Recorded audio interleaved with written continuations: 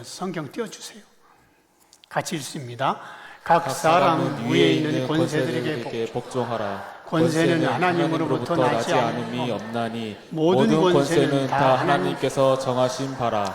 그러므로 권세를 거스르는 자는 하나님의 명을 거스름이니 거스르는 자들은 심판을 자취하리라. 다스리는 자들은 선한 일에 대하여 두려움이 되지 않고 악한 일에 대하여 되나니 내가 권세를 두려워하지 아니하려느냐. 선을 행하라. 그리하면 그에게 칭찬을 받으리라. 그는 하나님의 사역자가 되어 내게 선을 베푸는 자니라. 그러나 내가 악을 행하거든 두려워하라. 그가 공연히 칼을 가지지 아니하였으니 곧 하나님의 사역자가 되어 악을 행하는 자에게 진노하심을 따라 보응한 자니라. 그러므로 복종하지 아니할 수 없으니 진노 때문에 할 것이 아니라 양심에 따라 할 것이라. 너희가 조세를 바치는 것도 이로 말미암이라.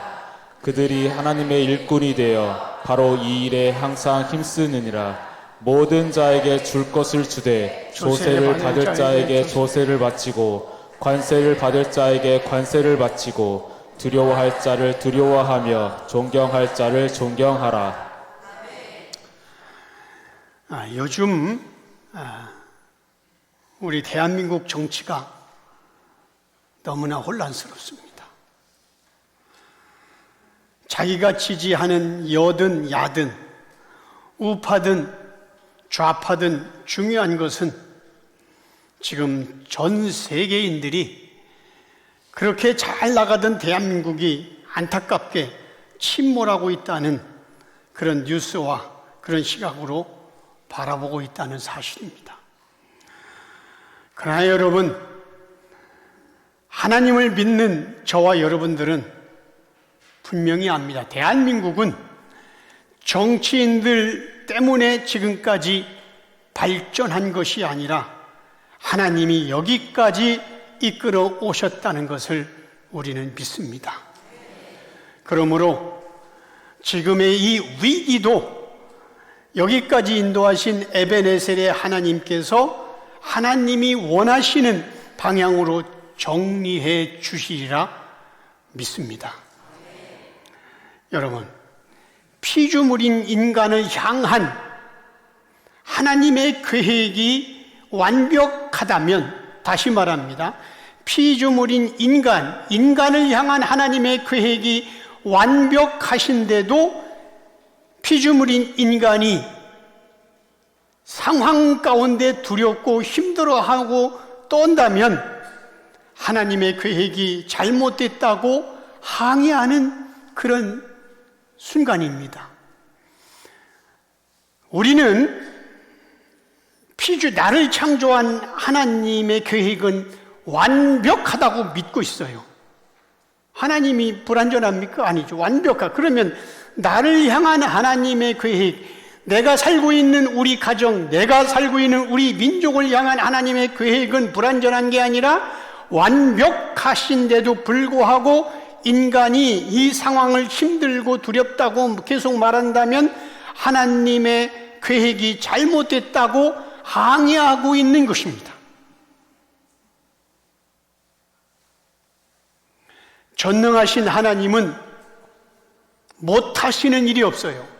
죽은 자를 살리고 말씀으로 창조하고, 그러니까 전능하신 하나님은 못하시는 일이 없는데도 피조물인 인간이 안 되겠네, 못하겠네 라고 말한다면 그것은 하나님의 전능하심을 부인하고 있는 거예요.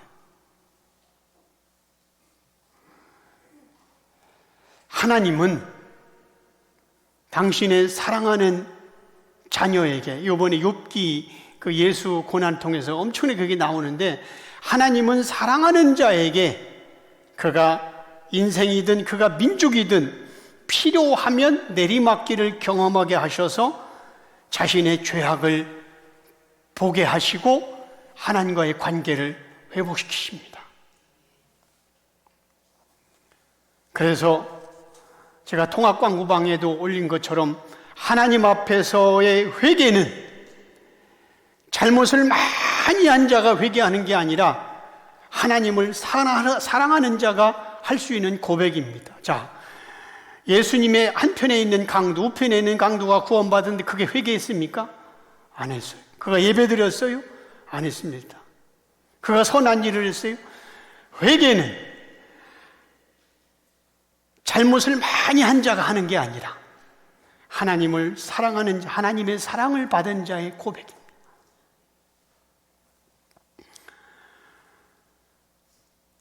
우리는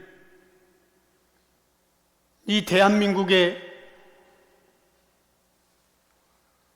풍전등어와 같은 이 상황 속에서 우리 그리스도인만큼은 호들갑 떨지 말고 더 주님만 바라보고 주님만 사랑하는 그런 신앙의 모습을 가져야 합니다. 특별히 우리 그리스도인들은 나를 구원하신 예수님이 내 인생의 가치관이 되어야지 어떻게 하나님을 부정하는 정치가 자기의 가치관이 되고 전라도나 경상도로 나누어지는 자기 고향이 가치관인 것처럼 핏대를 올리고 예수님을 동일한 신랑으로 믿고 있는 우리 성도들끼리 우파니 좌파니 전라도 경상도라는 그런 정치 프레임에 함몰되어서 예수가 주는 가치관, 인생의 가치관은 내팽개치고 하나님이 없는 정치에 의해서 울고불고 웃고 그렇게 절망하고 낙심합니까? 성경에 보면 믿음이 없는 자들이 홍해바다 앞에서 하나님과 지도자 모세를 원망하며 항의를 했습니다. 그러나 그때의 믿음의 사람, 하나님에 대한 신뢰와 믿음이 있는 믿음의 사람 모세는 뭐라고 했습니까? 두려워하지 말고 담대함으로 오늘 하나님이 행하시는 일을 보라. 그렇게 외쳤습니다. 그러므로 오늘 우리의 가치관, 왜 내가 가치관을 얘기하냐면 가치관이 그의 모든 것들, 가치관이 세워지면 그 가치관대로 지엽적인 모든 것, 내가 공부도 그 가치관으로, 내 삶도 그 가치관으로, 돈 버는 것도 그 가치관으로, 그리고 모든 거, 먹는 것도 그 가치관 안에서 소화되는 거거든요. 그러면 우리는 예수가 가치관이어야 되고, 천국이 가치관이어야 되고, 우리는 하나님이 내 인생의 가치관이 돼야지 어떻게 정치가 내 가치관이 되고 내 고향이 가치관이 되고 그래서 분노하고 이거는 그리스도인들에게는 안 되는 겁니다.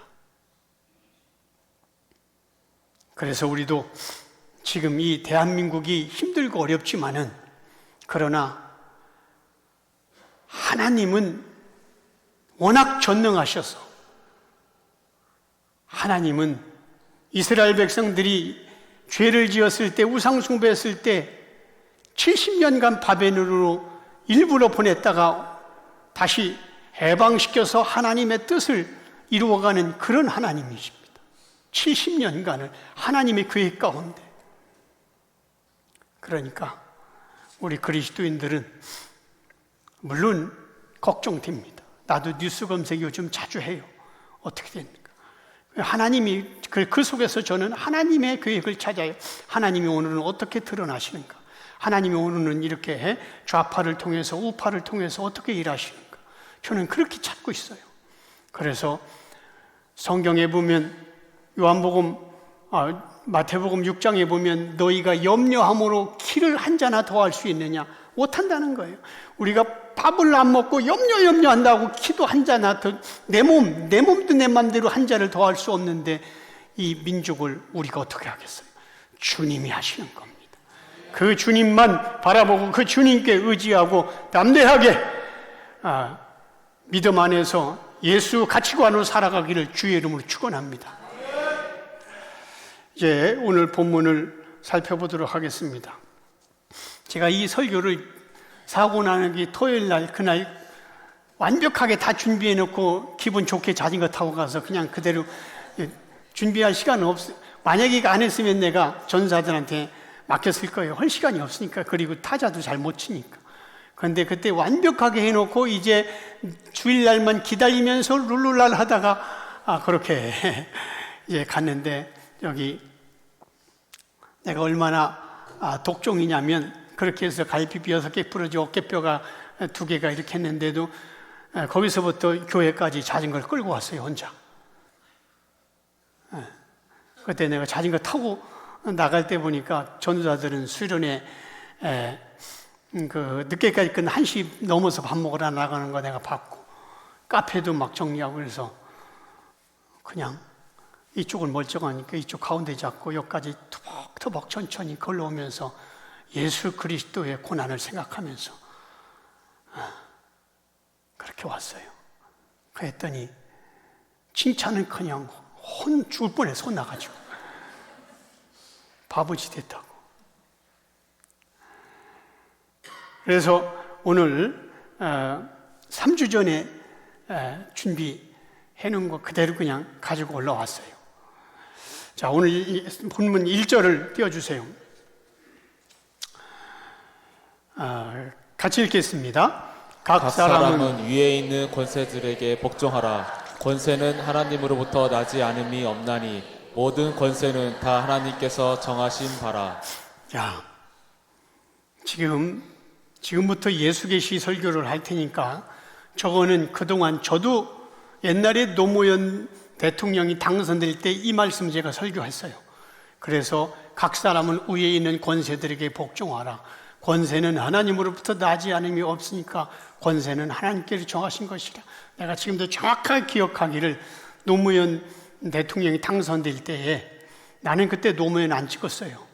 그런데도 불구하고 내가 이걸 딱 하면서 이제 하나님이 세운 거니까 우리 이렇게 믿음으로 나가자 이렇게 했는데, 예수 계시 관점으로 볼 때는 꽝입니다. 지금부터 설명할 테니까 잘 들으세요. 자, 이것을 문자와 표면으로 해석한다면 세상 권세를 잡은 대통령과 지금 현재처럼 하늘을 찌를 듯한 권세를 가진 국회의원들에게 무조건 복종해야 된다고 해석을 합니다. 그래서 예수 계시를 모르는 이 시대의 목사들은 국가의 권세자들에게 복종하라고 설교합니다. 저도 그렇게 했으니까.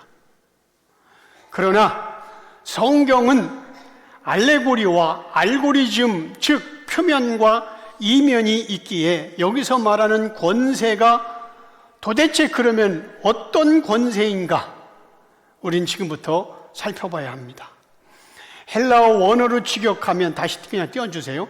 헬라어 원어로 직역하면 각각 모든 영혼은 위에 있는 권세들에게 복종하라, 이렇게 헬라어 원문에 되어 있어요. 자, 여기는 각 사람은이라고 했죠.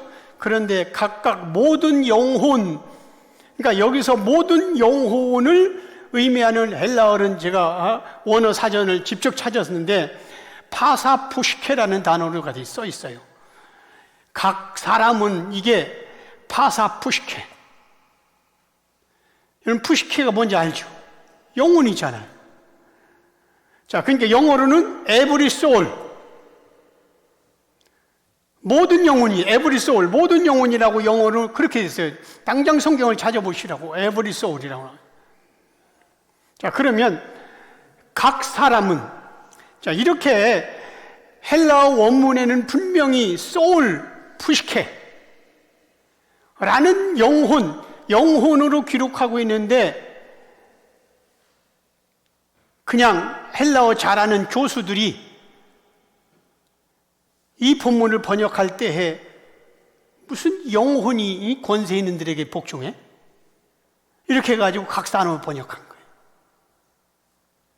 원어에 정확하게 푸시케로 나와 있어요. 그럼 알다 있잖아요. 푸시케 나오잖아요. 푸시케. 영혼 기록되어 있습니다. 그러니까 일반적으로 일반적으로 저기 보니까 각 사람이잖아요. 일반적으로 사람을 지칭할 때 쓰이는 헬라어가 뭐냐면 안드로포스예요. 사람을 쓸 때 헬라어가 안드로포스. 그런데 여기는 푸시케로 지금 써 있어요. 그러면 사람으로 번역하면 안 되는 거예요. 원어에. 그러니까 오늘 본문 1절에서는 안드로포스가 아니라 영혼을 뜻하는 푸시케로 기록되어 있단 말입니다.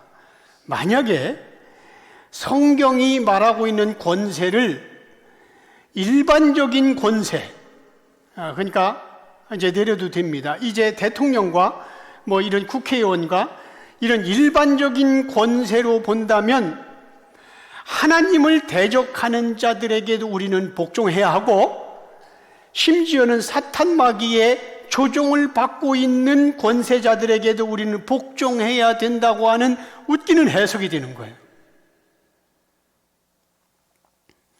물론 공중의 새도 하나님이 허락하지 않으면 땅에 떨어지지 않고 우리의 머리털까지 세신받으시는 하나님의 허락 없이는 피조물들 스스로가 되어지는 일은 없습니다. 그래서 욥기에 보면은 사탄 마귀도 하나님의 허용 범위 안에서만 욥에게 고난을 주는 것을 허락하고 있는 것을 볼 수가 있습니다. 그러니까 오늘 본문 1절에서 권세자들에게 복종하라는 말은 결론부터 말하면 그 권세가, 권세자가 어떤 권세냐? 영적 권세를 말하는 거예요. 왜냐하면 하나님께서는 그림자인 실체를 배우려고 만든 그림자인 이 땅의 문제는 중요하게 생각하지 않으시고 그림자와 모형의 실체인 예수 그리스도 그리고 영적 생명을 살리는 데만 관심이 있습니다. 그래서 예수님이 요한복음, 마태복음 6장에서 무엇을 먹을까, 무엇을 마실까, 무엇을 입을까, 그거 기도하지 마라. 그건 하나님이 없는 자들이니까 그 무시하라. 이렇게 얘기했잖아요. 그러니까 이런 것들은 하나님을 모르는 이방인들의 관심사라는 거예요. 우리의 관심사는 그쪽을 가지면 안 된다는 거예요. 그래서 너희가 구원받았으면 위의 것을 찾고 땅의 것을 찾지 말라. 골로새서 3장 1절. 너희 시민권은 하늘에 있는지라. 빌립보서 3장 20절. 너희는 나그네요, 외국인이요, 이방인이요, 안개 같은 인생이라. 히브리서 11장 13절. 자, 이렇게 계속해서 땅의 것을 구하지 말고 하늘의 것을 찾으라. 너희 시민권은 하늘에 있는지라. 너희는 나그네요, 외국인이다, 안개 같은 인생이다, 이방인이다. 이렇게 성경은 구원받은 성도가 가져야 할 인생관에 대하여 정확하게 정의를 내리고 있습니다. 그러므로 오늘 본문에서 말하는 권세자들에게 복종하라는 말은 구원의 문제와 관련이 된 거예요. 왜? 성경은 일반 계시다, 특별 계시다. 특별 계시. 특별 계시는 구원의 문제를 다루는 것만 특별 계시입니다. 하나님을 얘기해도 구원의 문제가 아닌 건 일반 계시예요. 그런데 하나님을 그러니까 일반 계시 속에서도 하나님이 나오잖아요. 근데 특별 계시는 구원의 문제고 예수 그리스도가 이 땅에 오셔서 건져내는 겁니다. 성경은 특별 계시입니다. 그러므로 이 권세자들에게 복종하라는 말은 특별 계시로 해석해야 됩니다. 예수님은 당시 최고 권력자인 헤롯 왕에 대해서 조롱하는 표현을 썼어요. 여우.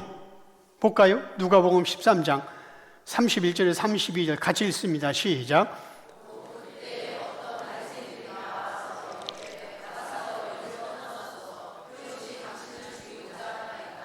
이르시되 너희는 가서 저 여우에게 이르되 오늘과 내일은 내가 귀신을 쫓아내며 병을 고치다가 제3일에는 완전하리라 하리라.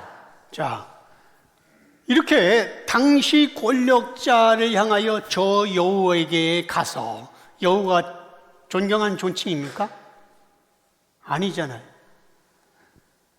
여우가 저 여우에게 가서, 예를 들어서 지금 누구대가 이제 윤석열 대통령이 지금 감옥 있지만 저 여우에게 가서 전하라. 조롱하는 거지. 그렇잖아요? 네. 그리고 예수님은 당시에 아주 대단한 권력과 권세를 가지고 있던 바리새인들은 오늘날 말하는 국회의원인데, 우리나라 국회의원은 전 세계에서 아주 대통령도 잡아먹는 국회의원 우리나라밖에 없대. 이런 권세를 가진 나라. 하여튼 이것보다 더 센 그 바리새인이 관원이에요. 자, 그 대단한 권력과 권세를 가진 바리새인들을 향하여 예수님은 마귀라고 했어요. 요한복음 8장 44절 같이 읽겠습니다. 너희는 너희 아비 마귀에서 났으니 너희 아비의 욕심대로 너희도 행하고자 하느니 그는 처음부터 살인하는 자요 진리가 그 속에 없으므로 진리에 서지 못하고 거짓을 말할 때마다 제 것으로 말하나니 이는 그가 거짓말쟁이요 거짓의 아비가 되었음이라. 자, 여기서 예수님은 너희는 누굽니까? 대단한 그때 당시 최고의, 이때는 왕도 없고 헤롯 왕이 있었지만 이때는 최고의 권력자였어요. 너희 바리새인들, 너희는 너희 아비 마귀에게서 났으니, 제사장을 포함해서 사형권까지 있어요. 제사장 죽일 수 있어요. 그러니까 이처럼 예수님은 당시 권력자들을 향하여 이렇게 표현하셨습니다. 너희 아비는 마귀다. 저 헤롯은 여우다. 그러니까 이렇게 표현하셨는데, 오늘 본문을 로마서 13장 1절을 국가의 권력자들에게 복종하라는 해석은 맞지 않습니다. 그리고 하나님은 사무엘 선지자에게 하나님의 뜻을 전하라고 했을 때에 그게 뭡니까? 사울 왕을 폐위시키고 어린 다윗에게 기름 부으라고 그렇게 하나님이 사무엘 선지자에게 명령을 했을 때에 기름 부으러 가는 것을 두려워했어요. 왜? 실권은, 왕은 지금 사무엘이니까, 다 사울 왕이니까. 그런데 왕이 있는데 또 다른 왕을 세우려고 다윗에게 기름 부으러 예루살렘에 못 가는 거예요. 두려워서. 그때 하나님은, 그러면 오늘 본문 13장 1절을 권세 잡은 자들에게 무조건 복종하라, 하나님께서 나온 거다, 이렇게 해석한다면 무조건 복종해야 됩니다. 사무엘도. 그런데 하나님은 무조건 두려워 떨고 있는 사무엘 선지자에게, 사울 왕에게 무조건 복종하지 말라고 피할 방법을 알려줘요. 친히 사무엘상 16장 1절에서 3절까지 같이 읽습니다. 여호와께서 사무엘에게 이르시되 내가 이미 사울을 버려 이스라엘 왕이 되지 못하게 하였거늘 내가 그를 위하여 언제까지 슬퍼하겠느냐. 너는 뿔에 기름을 채워 가지고 가라. 너를 베들레헴 사람 이새에게로 보내니니 이는 내가 그의 아들 중에서 한 왕을 보았느니라 하시느니라. 이 사무엘이 이르되 내가 어찌 갈 수 있으리까. 사울이 들으면 나를 죽이리다 하니 여호와께서 이르시되 너는 암송아지를 끌고 가서 말하기를 내가 여호와께 제사를 드리러 왔다 하고 이새를 제사에 청하라. 내가 내게 행할 일을 가르치니니 내가 내게 알게 하는 자에게 나를 위하여 기름을 부을지니라. 네, 여기 2절에 보면 이제 못 가고 두려워하니까 하나님이, 사무엘이 내가 어찌 갈 수 있습니까? 사울 왕이 들면 나 죽인다, 겁납니다. 그 대단한 권세가 있는데. 그런데 이제 여호와께서 뭐라고 하냐면, 그러면 암송아지를 끌고 가서 말하기를 내가 여호와께 제사로, 원래는 제사로 온 게 아니고 기름 부으러 왔어요. 다윗에게, 어린 다윗에게. 그러니까 이건 진실한 말이 아니, 솔직한 말이 아니고 거짓말인 겁니다. 그러면 성경을 이렇게 짝이 있고 다 맞춰야 됐는데, 이렇게 한다면, 오늘 본문 말씀대로 그대로 한다면 사무엘은 사울 왕에게 그대로 복종해야 되는 거예요. 그러나 하나님은 사무엘에게 당시 최고의 권세자, 오늘 말해도 권세자에게 복종하라 했잖아요. 최고의 권세자를 폐위시키고 어린 다윗에게 기름 부으라고 하면서 그 권세자인 사울 왕의 서슬퍼런 권력의 칼을 피하는 방법을까지 알려주신 거예요. 친히. 자, 그런 의미로 오늘 본문 1절 다시 띄워주세요. 같이 읽습니다. 각 사람은 위에 있는 권세들에게 복종하라. 권세는 하나님으로부터 나지 않음이 없나니 모든 권세는 다 하나님께서 정하신 바라. 자, 지금까지 성경 여러 곳을 살펴본 대로 여기서 말하고 있는 이 권세는 하나님을 대적하는, 하나님을 부인하는 세상적 권세를 말하는 것이 아니라 하나님을 섬기며 하나님의 생명인 영원한 구원을 위해 세워진 영적 권세를 말하는 거예요. 여러분도 알다시피 성경의 대주어는 예수 그리스도잖아요. 그죠? 성경의 대주어가 예수 그리스도이고 예수님은 죽은 영혼을 살리러 이 땅에 오셨잖아요. 그러므로 여기서 말하는 권세는 대주어인 예수 그리스도와 연결된 것을 해석해야 되는 거예요. 구원에 관계된 특별계시로서의 권세, 영적 권세를 말한단 말입니다. 바로 이어지는 말씀이 더 부여해서 해석할 수 있어요. 오늘 본문 2절을 띄워주세요. 같이 읽습니다. 그러므로 권세를 거스르는 자는 하나님의 명을 거스름이니 거스르는 자들은 심판을 자취하리라. 자, 여기 보세요. 그러므로 1절에 그러므로 그 권세를 거스르거나 반항하거나 하면 하나님이 심판을 내린다는 거예요. 자, 보세요. 하나님이 구원을 위해서 부여해 주신 권세를 거스리는 자는 그것이 곧 하나님의 명령을 거스리는 거기 때문에 하나님이 그를 심판한다고 말하잖아요.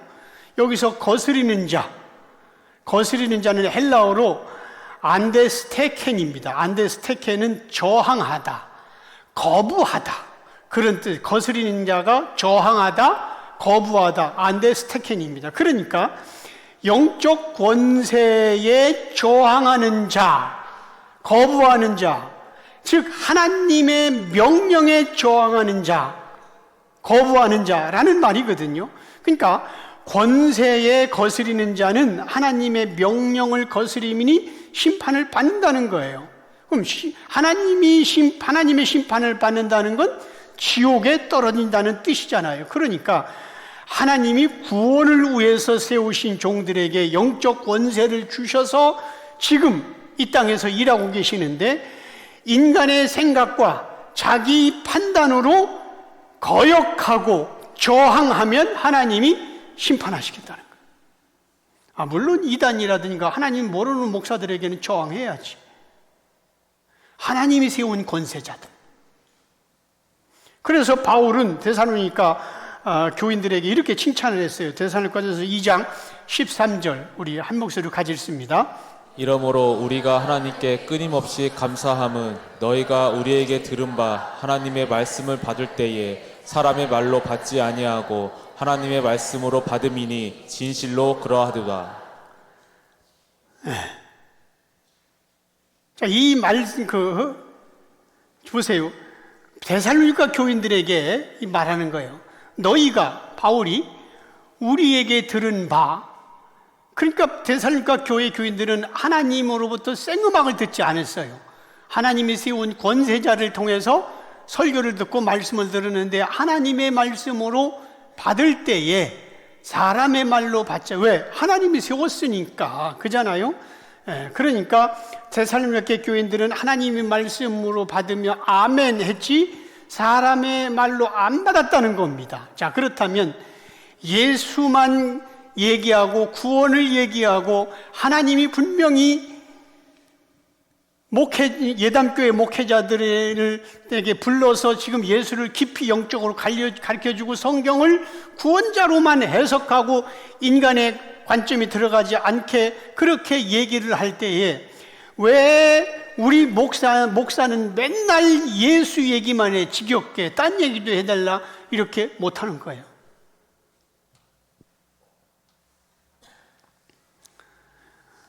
사도 바울도 실수도 많고 흠이 많은 사람이었어요. 여러분 알다시피 우리가 잘 아는 대로 바울은 스데반 집사를 죽이는데 맨 앞장섰던 사람이에요. 그렇잖아요? 그리고 회심 이후에도 전도 여행을 떠날 때 마가를 데리고 가는 문제에 대해서 자기를 이렇게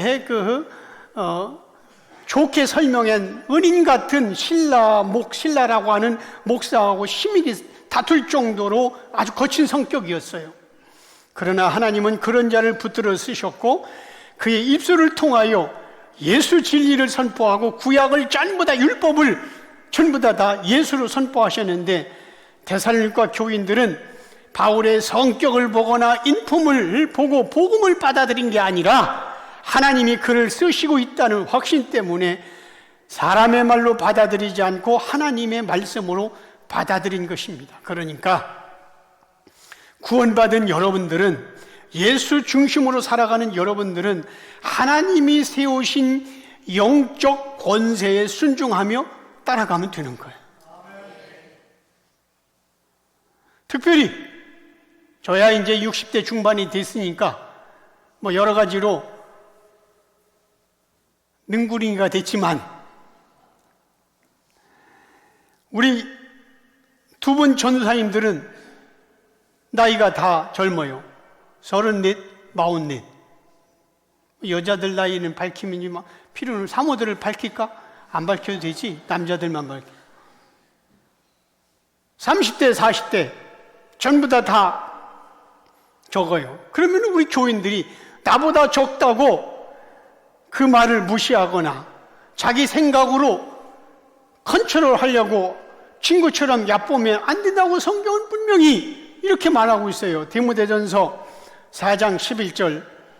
자, 여기 보면은 너는이라고 해서, 너는 디모데가 얘기하는, 너는 그러니까 디모데는 목사가, 이때가 디모데가 20대 후반하고 30대 초반이에요. 디모데 목사, 너는 이것들을 명하고 가르치라고 교인들에게 명령하고 가르치라는 거예요. 12절. 누구든지 내 연소함을, 그러니까 내 연소함인가, 누구든지 네 나이 어림을, 이 표준 세모적은 그렇게 나와요.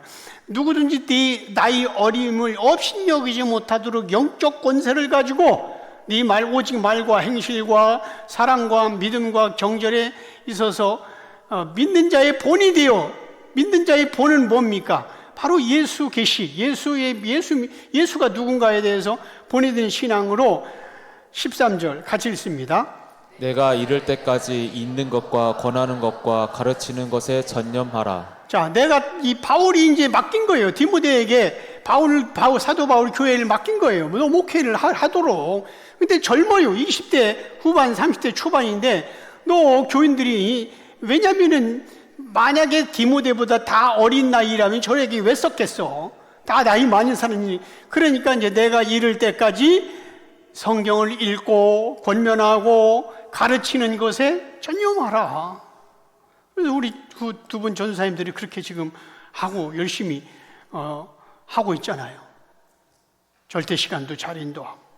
자, 이처럼 사도 바울은 나이 어린 디모데 목사에게 영적 권세를 잃지 말라고 당부하고 있는 거예요. 이것은 디모데 목사에게만 해당되는 것이 아니라 설교를 듣고 있는 여러분들에게도 동일한 하나님의 말씀입니다. 몇 주 전에 김영성 전사가 설교하는 걸 내가 서울에 설교를 갈 때 매송 휴게소에서 놓고 실시간으로 다 들었는데, 그때 잠깐 언급했듯이 하나님의 말씀은 기록된 성경 말씀이나 우리는 성경만 자꾸 하나님 말씀이라는데, 자, 그러면 자 봅시다. 모세가 창출 내민신 율법 모세 오경을, 성경을 쓰기 전에는 하나님 말씀 안 하셨어요? 하셨어요. 그잖아요? 계속. 근데 그때 기록된 성경이 없었다니까? 그러니까 하나님의 말씀은 기록된 성경 말씀이나 기록되지 않은 주의 종을 통해서 하시는 말씀이나 동일한 권위를 갖고 있단 말입니다. 우리는 성경만 자꾸 그렇게 하는데, 물론 성경을 이상하게 해석하면 안 되잖아요. 하나님은 그래서 아까 데살로니가 교회 교인들이 말한 것처럼 기록된 성경도 하나님 말씀이지만 기록되지 아니한 성경 밖에서 하나님이 계속 하시는 말씀도 하나님의 말씀인 거예요.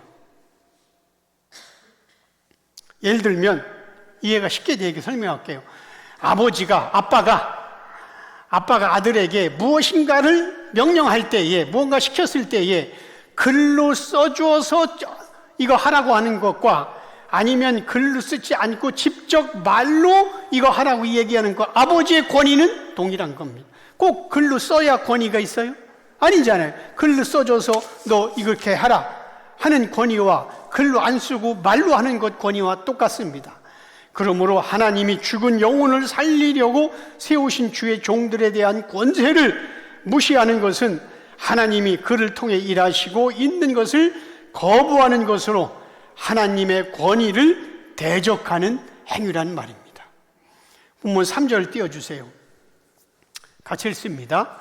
다스리는 자들은 선한 일에 대하여 두려움이 되지 않고 악한 일에 대하여 나느니 내가 권세를 두려워하지 아니하려느냐. 선을 행하라. 그리하면 그에게 칭찬을 받으리라. 자, 여기 보니까 다스리는 자는 이게 영적 권세를 가진 거예요. 앞으로 계속 이어지는 거니까. 다스리는 자는, 그러니까 앞에 1절에서는 그냥 이 세상 대통령 권세고 여기는 그러면은 영적 권세고, 아니에요. 이어지는 다스리는 자, 즉 영적 권세를 가진 자들은 선한 일에 대하여 두려움이 되지 않고, 그럼 선한 일에 대해서 두려워하지 말라는 거예요. 선한 일이 뭐니까? 성경에서 선한 것은 하나님, 예수 그리스도, 우리 예수 계시로 말하면 율법이 아니라 은혜, 복음, 이거 하는 거에 대해서 두려움이 되지 않고, 악한 일에 대하여, 악한 일은 더군다나 성경은 모든 게 다 수신자가 교인이니까 여기서 악한 일은 도덕과 윤리가 아니라 바로 하나님을, 성경을 가리키고 하나님을 잘 믿었던 바리새인들에게 너희 아비는 마귀라고 하니까 악한 거 아니겠어요? 그러니까 예수 중심이 아닌, 예수가 오셨는데도 율법과 계명이 악한 거예요. 거기에 대해서는 네가 권세를 두려워하지 아니하려느냐? 두려워해야 된다는 거예요. 선을 행하라. 그리하면 그에게 칭찬을 받으리라. 선이 뭡니까? 도덕과 윤리입니까? 아니잖아요. 그러니까 무슨 얘기냐면, 죽은 영혼을 살려내는 선한 일을 하는 주의 종, 예수 계시, 예수 복음만 전하는 주의 종은 영적으로 무지한 교인들이 혹여 거부한다 할지라도, 반항한다 할지라도 두려워하지 말고 주눅들지 말고 담대하게 죽은 영혼을 살려내는 일을 계속하라는 뜻이에요. 이 말. 악한 일에 대하여는 두려움을 가지라는 말은 아까 말씀드린 대로 하늘의 생명, 하늘 생명의 선한 일이 아닌 모든 이 땅의 모든 종교가 동일하게 추구하는 땅의 것을 요구하고 구하는 자들의 기독교인의 압력에 굴복하여 무당신앙으로 가르치는 것, 그것이 악한 일입니다. 네가 권세를 두려워하지 아니하려느냐. 여기서 권세는 영적 권세, 두려워하지 않느냐. 하나님이 영적 권세를 주신 이유는 선한 일 하라고, 즉 죽은 영혼을 살려내라고 준 건데, 하나님을 믿지 않는 자들도 구하고 찾는 이 땅의 것을 축복이라고 외치는 악한 사역을 하고 있으면서도 너는 두려워하지 않느냐. 그리고 그 말씀을 듣고 있으면서 아멘 하면서 두려워하지 않느냐. 악한 일이다. 성경은 말하는 거예요. 선을 행하라. 그리하면 그에게 칭찬이 있으리라. 그러니까 예수 생명으로 살려내는 선한 일을 흔들림 없이 잘 감당하면 칭찬을 받는다는 거예요. 누구한테? 하나님한테.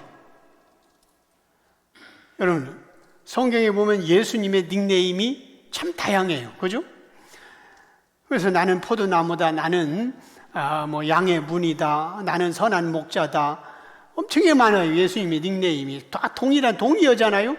반대로 성경에서 죽은 영혼이 살아난 하나님의 백성을 아주 다양하게 표현하는데, 오늘 본문에서 칭찬받는다는 게 그 중에 하나인데, 잘 보세요. 자, 들어볼게요. 자, 구원받은 자의 닉네임이 하나님의 자녀, 천국 백성, 멸류관의 주인공, 상 받는다, 하나님의 선물, 다 구원이잖아요. 칭찬받는다, 의의 예복을 입었다, 그리스도의 옷을 입었다. 택함 받았다. 그리스도의 신부다. 종이 아니라 친구다. 이게 다 동의어입니다. 예수님이 다양한 닉네임을 갖고 있듯이 성도의 닉네임이, 그러니까 오늘 아까 지금 읽은 대로 칭찬받을 그것도 구원을 말하는 거예요. 이걸 따로따로 하니까 뭐 면류관의 주인공, 우리가 면류관을 받는다, 또 의의 예복을 입었다, 옷을 또 이렇게, 그래서 뭐 이렇게 아니라 지금 얘기한 대로 같은 걸 다양하게 표현하는 거예요. 하나님의 자녀, 천국 백성, 면류관의 주인공, 상 받는다, 뭐 하나님의 선물이다, 너는 하나님의 선물, 칭찬받는다, 의의 예복을 입었다, 그리스도 옷 입었다, 택함 받았다, 그리스도의 신부다, 종이 아니라 친구다. 같은 거라니까. 이거를 모르다 보니까 이게 상급론이 엉뚱하게 가는 거예요.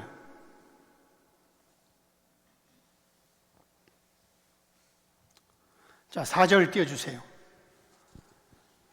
오늘 어느 분이 나한테 10분만 설교, 아프시니까 10분만 설교 하시라고 해서, 네, 그렇게 하겠습니다. 1시간 10분.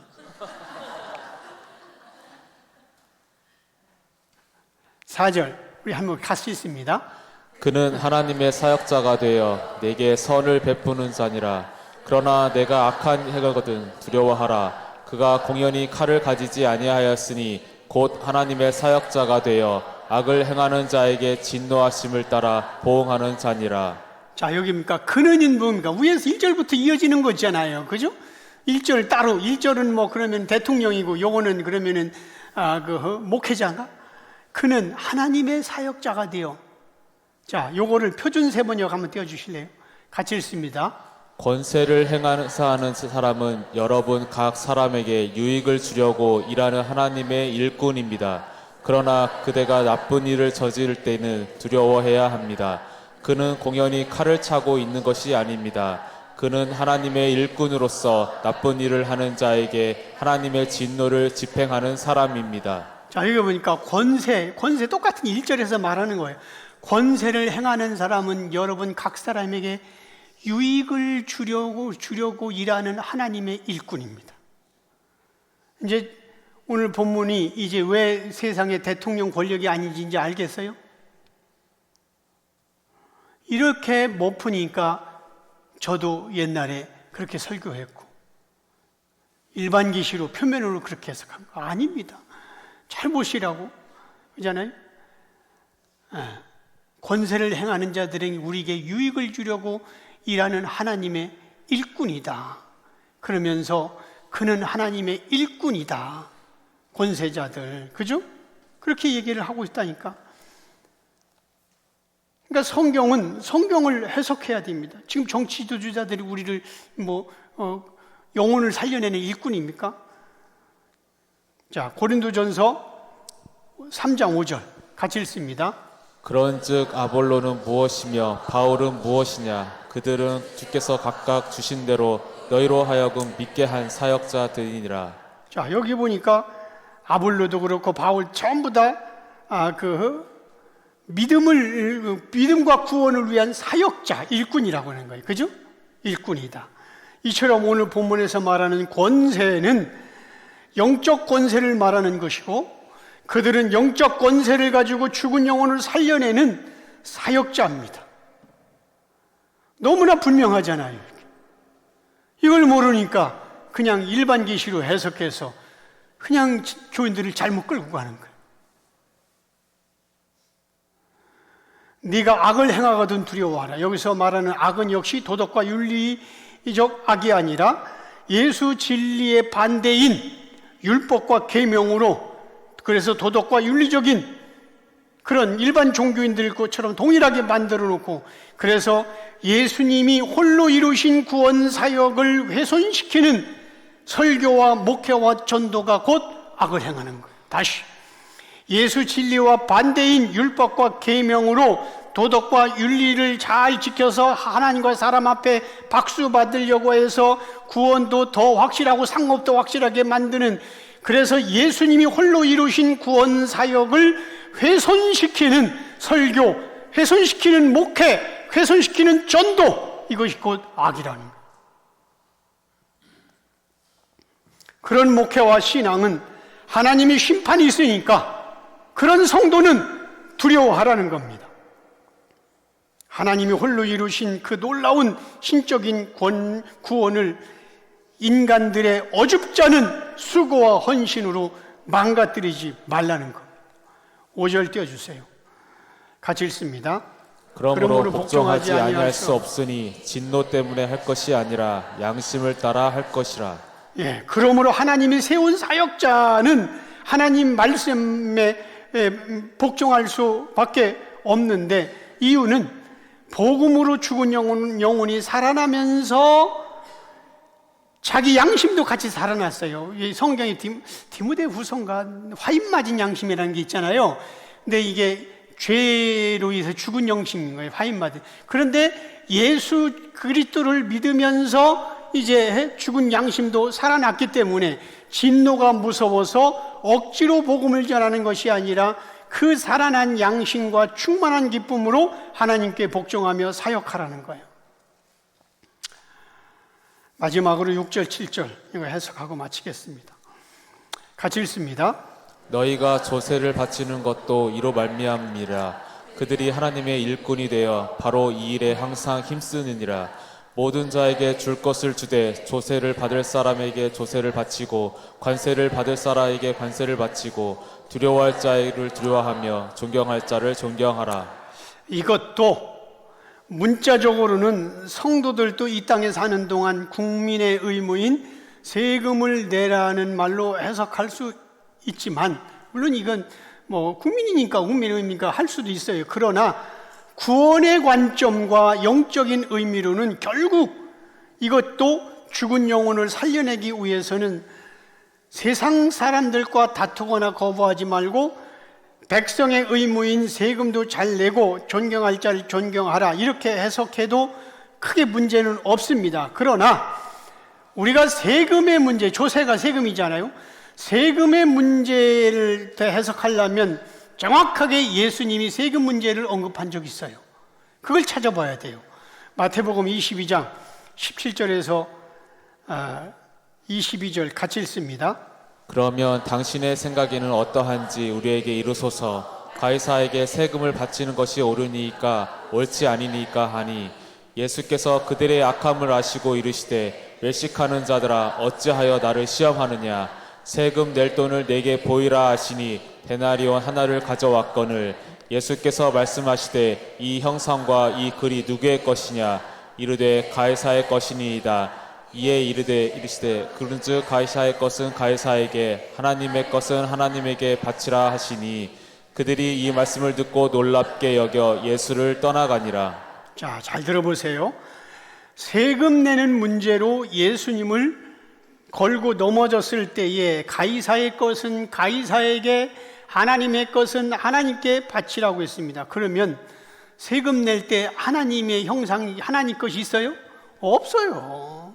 우리나라는 뭐 세종대왕 신사임당 있지, 가이사가 있는 거지. 왜 예수님이 이렇게 얘기할까? 그러니까 가이사의 것은 가이사에게, 하나님의 것은 하나님께. 하나님 돈이 없다니까. 그런데 예수님이 왜 이렇게 말했날 의도를 알아야 할 거 아니겠어요?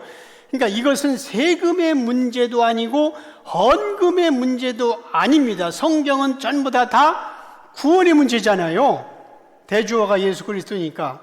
그러니까 무슨 얘기냐면, 조금 이제 통증이 오늘 이제 거의 끝났습니다. 무슨 얘기냐면, 너희들이 가이사 황제에게 속했다면, 너희 인생이, 너희 삶이, 너희들이 가이사 황제에게 속했다면 거기 따라가고, 너희들이 하나님께 속했다면 하나님 따라가는 소속됨의 문제지, 헌금의 문제가, 세금의 문제를 지금 다루는 게 아닙니다. 왜냐하면 예수님은 이 땅에 죽은 영혼을 살리러 온 분이지, 이 땅의 문제를 평화롭게 해결해 주시려고 온 게 아니라고 예수님이 친히 당신이 그렇게 말씀하셨어요. 누가복음 12장 13절 14절에 보면, 자, 여기 보면은 어떤 무리가 한 사람이 이르되, 선생님, 이 사람이 와서, 여기 선생님은 예수님이에요. 예수님께 이제 찾아와서 선생님, 내 형을 명하여 유산을 나와 나누게 하소서. 그러니까 아마 지 형하고 아버지가 돌아가시면서 유산을 안 나주는 것 같아요. 그래가지고 형하고 싸우다가 뭐 형이 더 가지니까 열받아서 예수님께 찾아와서 내 형을 명하여 유산을 나와 나누게 할래. 이 얘기는 더 갖겠다는 게 아니에요. 부당하게 뺏겼다는 거예요. 그죠? 형이 더 가졌으니까 내가 지금 억울하다는 거예요. 그러니까 좀 공평하게 그때 당시 시대적 상황에 맞게 큰 장자와 차자, 큰 아들과 작은 아들 정당 나누게 해달라. 내가 지금 억울하다. 이렇게 얘기했어요. 14절. 같이 읽습니다. 이르시되 이 사람아 누가 나를 너희의 재판장이나 물건 나누는 자로 세웠느냐 하시고. 자, 그러니까 예수님이 그래 너 억울하게 했다. 너 이렇게 하네. 이 사람아 누가 나를 너희 재판장과 물건 나누는 자로 이 땅의 문제 해결해 온 게 아니야. 나는 죽은 영혼을 살리러 온 거예요. 하늘의 생명을 가지고 이 땅에 내려왔지. 이 사람아 누가 나를 이 땅의 재판장으로, 이 땅의 문제 해결할 자로 너희들이 알았냐? 아니라는 거예요. 누가 나를 이 땅에 너희 재판장으로 공평하게 물건 나누어 세웠느냐? 자, 이렇게 주님이 말씀하시는데 세금 문제를 주님이 지금 공평하게 해결해 준 거예요. 가이사의 건 가이사에게, 하나님의 것은 하나님께, 세금 내는 문제로 신앙과 결부시키지 말라는 거예요. 나는 양심상 그리스도이니까 세금을 떳떳하게 냈다. 이걸 자랑할 필요도 없고. 그러니까 6절에 보면, 6절 다시 띄워줘. 6절에 보면 너희가 조세 바치는 것도 이로 말미암이라고 했잖아요. 잘 보세요. 이 문구상 너희가 세금 바치는 것도 이로 말미암으니라. 이로 말미암이라는 그 앞에 있는 거 모든 걸 다 받아주는 거예요. 국어 시간 안 좋은 사람은 다 알 거니. 이로 말미암다. 세금 바치는 것도 이것 때문이다. 위에서 해온 것도 그거에 맞춰 거기에 맞게 세금도 바치는 거다. 그렇게 표현하는 거 아니겠어요? 지금까지 앞에서 언급하고 있는 그것을 위해서 너희가 세금도 그렇게 내고 있다. 그러니까 여기서 뭐합니까? 세금이 주어가 아니고 영적 권세로 영혼을 살리는 게 주어라는 거예요. 여기서 말하는. 그러면서 그들이 하나님의 일꾼이 되어. 그러니까 하나님이 앞에서 공부한 대로 하나님의 일꾼은 죽은 영혼을 살려내는 사역자를 말하는 거예요. 그러니까 오늘 본문의 본문에 나오는 권세, 선, 사역자, 세금 문제 모두가 다 죽은 우리 영혼을 살려내는 데 필요한 단어들이고 구원의 문제인 것입니다. 성경은 이렇게 특별 계시로 모든 이야기가 하나님의 사랑에 대한 구원을 다루고 있다는 걸 놓치면 어디에 몇 장 몇 절 그거 딱 떼가지고 대주어에 넣지 않고 떼서면 그러면 100% 도덕과 윤리와 우리 인간이 지켜야 할 계명으로 가는 거예요. 그런데 우리에게는 이 시대에 거의 대부분의 기독교인들이 엉뚱하게 성경을 해석해서 하나님의 심판을 자초하는 길로 가고 있고 두려워하지도 않고 본인들이 잘 간다고 하고 있는 이때에 하나님께서는 우리 교회 목회자 3명을 부르셔서 이렇게 성경을 정확하게 기독교의 핵심이고 전부인 대주어이신 예수 그리스도로 성경을 해석하고 구원의 관점으로 해석해서 바리새인처럼 문자로 해석하지 않고 하나하나 떼어서 그 장 그리고 그 줄 단어로 해석하는 어리석은 일을 하지 않고 이렇게 예수 그리스도로 해석해서 오늘 본문도 권세도 세금 문제도 전부 다 특별계시로 해석해서 우리에게 이렇게 자유하게 하고 담대하게 하고 예수 그리스도만 높일 수 있는 은혜를 부어 주셨습니다. 우리 이런 은혜를 주신 우리 예수님께 감사와 찬양과 영광에 받고